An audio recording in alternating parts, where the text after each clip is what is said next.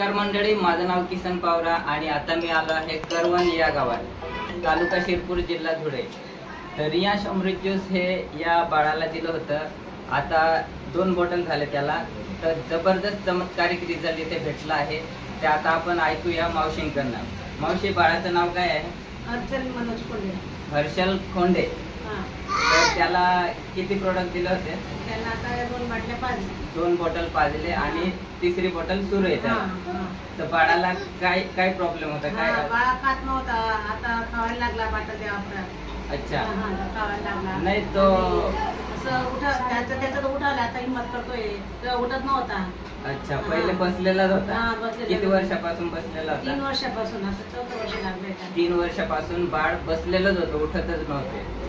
तर इतकं जबरदस्त चमत्कारिक रिझल्ट मित्रांनो इथे भेटलाय आपल्याला रियांश अमृत ज्यूसने.